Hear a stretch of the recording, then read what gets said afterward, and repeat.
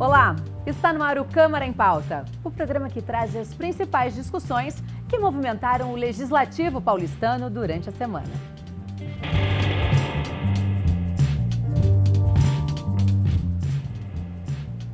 E o projeto de lei do Executivo que reestrutura e organiza o Conselho Municipal da Pessoa com Deficiência foi aprovado em segunda votação na sessão plenária desta quarta-feira. A votação foi unânime e a aprovação se deu de forma simbólica. O projeto prevê uma reestruturação e organização do Conselho Municipal da Pessoa com Deficiência. Além de ações de proteção e promoção dos direitos dessas pessoas, como inclusão cultural, econômica, política e social, é prevista uma maior participação popular em busca de novas políticas públicas. O projeto segue para a sanção do prefeito. Para que as pessoas possam discutir, principalmente o assunto da pessoa com deficiência na cidade de São Paulo, e a gente avança cada vez mais. Então a gente sabe que ainda existe a questão da exclusão dessas pessoas, então nós vamos lutar, junto com esse conselho que foi criado, a ampliação, de poder ter políticas públicas voltadas para a pessoa com deficiência. Um projeto que procura dar melhores condições de vida e cidadania para as pessoas que possuem deficiência na cidade de São Paulo, não tem como ninguém votar contrário. Uma secretaria que tem pouquíssimos recursos, mas o secretário vem batalhando bastante para o pouco que tem fazer o melhor para essas pessoas. Foi discutido em plenário em primeira discussão o projeto de lei de autoria do vereador Adilson Amadeu do DEM. Os debates contaram com vários posicionamentos sobre o serviço remunerado de transporte de passageiros através de aplicativos. É a segurança para a população e o subsídio do transporte que está sendo consumido pelos aplicativos. O que não dá é 400 mil carros de aplicativo contra 40 mil taxistas. Eu preciso saber quem está dirigindo aquele carro. O aplicativo hoje não oferece para o DTP. É lamentável, tem que ter cadastro. Tem o cadastro nacional, tem o Denatran, tem Detran, DTP. Eles não oferecem de jeito nenhum o cadastro dos seus condutores. Acredito que esse projeto é muito prejudicial, não só para os motoristas dos aplicativos, mas para todos os usuários e para todos aqueles que buscam uma renda na cidade. Eu fui criado por um taxista e acredito que a rivalidade entre táxi e aplicativo não é devida, acho que atrapalha o debate e esse não é o caminho adequado. As discussões foram encerradas, mas a votação não foi concluída. Foram protocolados 2 substitutivos que propõem algumas alterações no projeto original.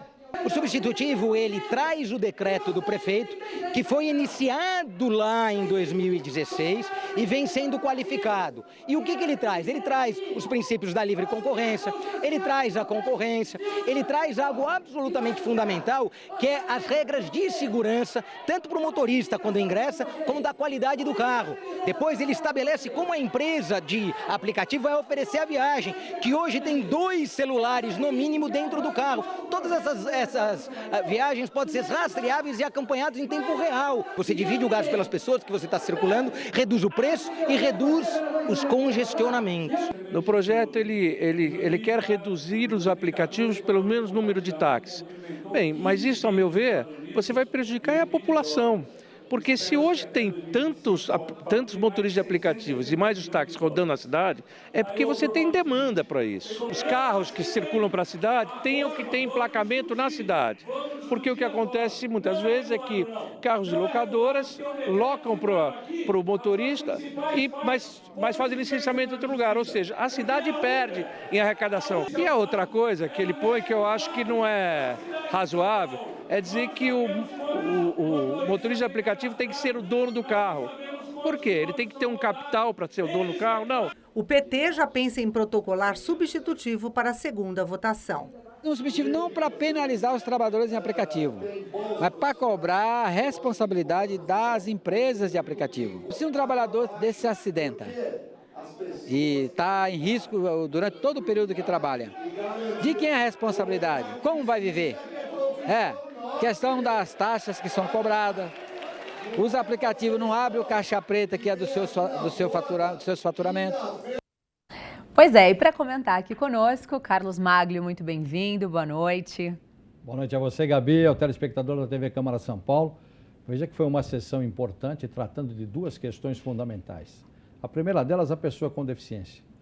E agora que a Câmara Municipal aprova esse projeto e que vai à sanção, vai parar aquela história de achar que a acessibilidade é só colocar uma rampa. Lamentavelmente, muita gente pensa assim. Hotéis, vários locais que têm que dar acessibilidade para a pessoa com deficiência, coloca uma rampa. Coloca uma rampa. Não é só colocar uma rampa.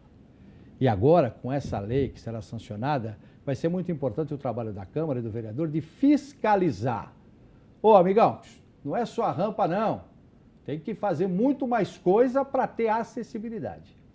E a outra questão, evidentemente, que é muito polêmica. São dois lados, o lado dos taxistas e também o lado dos motoristas por aplicativo de transporte. Agora, eu me lembro aqui, nos anos 90, quando aconteceu a mesma coisa quando surgiram os pirueiros e os lotações. Então, o pessoal lembra disso. A Câmara entrou e, de uma certa forma, conseguiu conciliar as partes. Hoje você tem lotação nos bairros, que liga bairro a bairro, você tem o principal transporte coletivo que liga os bairros ao centro da cidade. Então, isso tudo foi articulado pela Câmara. A mesma coisa deve acontecer.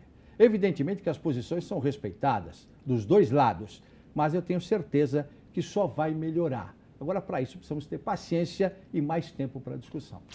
Muito bem, olha, uma audiência pública foi realizada em conjunto entre a Comissão de Constituição e Justiça e a Comissão de Educação. Eles discutiram nesta segunda-feira a situação da reserva indígena Jaraguá e a construção de edifícios no local.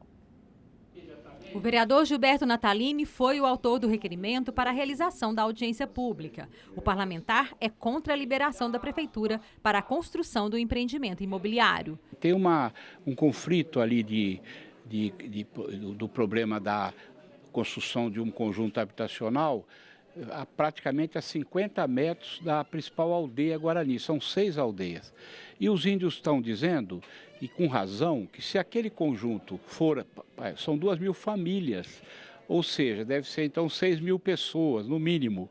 Isso vai ter um impacto que ameaça até a própria existência das aldeias. 6 aldeias de índios guaranis vivem no entorno do Pico do Jaraguá, zona norte de São Paulo. O terreno, que hoje pertence à tenda construtora, foi ocupado no início do ano. Lá, a empresa pretende erguer 5 torres com 396 apartamentos. 500 árvores já foram derrubadas e a previsão é o corte de 4.000 árvores no total. Não houve licenciamento para esse empreendimento, houve só uma autorização da prefeitura para o corte das árvores, sem nenhum estudo, sem nenhum tipo de compromisso com a legislação ambiental. Então, a Mata Atlântica ela é reconhecida na Constituição Federal como um patrimônio nacional, né, no artigo 225. E a gente vê que somente a Prefeitura de São Paulo autorizou o corte de mais de 500 árvores, né, sendo 7 dessas árvores ameaçadas de extinção, né, ao lado da terra indígena Guarani do Jaraguá. Um projeto de lei de coautoria de vários vereadores prevê a implantação de um parque ecológico no local e a criação de um memorial da cultura guarani. Os vereadores querem que a prefeitura ceda outra área para a empresa construir os prédios. Os guaranis não querem aquela terra para ele, não é isso? Eles não estão lá para tomar terra, para fazer casa para eles, não é isso? Eles só invadiram para não destruir mais o que está sendo destruído. Então, a nossa proposta é que se faça um parque e a prefeitura compense a empresa que comprou a área com um certificado de potencial construtivo. Essa é a nossa proposta. Fizemos um projeto de lei nesse sentido. O prefeito tem que tomar uma posição, dizer, olha, vou ver o que vamos fazer aqui. E tirar aquele empreendimento dali, botar para outra área, trocar de área com a incorporadora. Essa é a minha posição pessoal, acho que a posição de outros vereadores, a posição dos índios, dos ambientalistas, das pessoas que defendem o verde e a vida, uma vida digna das aldeias e dos índios na cidade de São Paulo. A representante da construtora, presente na audiência pública, afirmou que o empreendimento visa beneficiar cerca de 1.900 pessoas de baixa renda com moradia e está comprometida com a legislação municipal. Muito bem, Carlos Magno, é uma discussão aqui para a Câmara, né? Sem dúvida. E a Câmara, quando entra nesses casos principalmente, ela entra no papel que o vereador tem também de conciliador. É a hora de conciliar essa situação. É evidente que se é Mata Atlântica, não pode derrubar a árvore lá, não pode. Quer dizer, se houve a derrubada, tem que se replantar. Então, isso tudo tem que ser muito bem discutido. Essa incorporadora, evidentemente, que entrou lá, muitas vezes também não tinha tanto conhecimento assim. Por isso que é legal a Câmara Municipal e as comissões têm um trabalho fundamental nisso. As audiências públicas que trazem você para participar, você que está nos assistindo, elas são fundamentais. Vem todo mundo para cá, vamos sentar à mesa e discutir, e ver os prós e os contras e chegar num acordo. É isso que a Câmara Municipal está fazendo, Gabi. E não perca no próximo bloco informações sobre a CCJ e a Comissão de Educação. E não saia daí, o Câmara em Pauta volta já.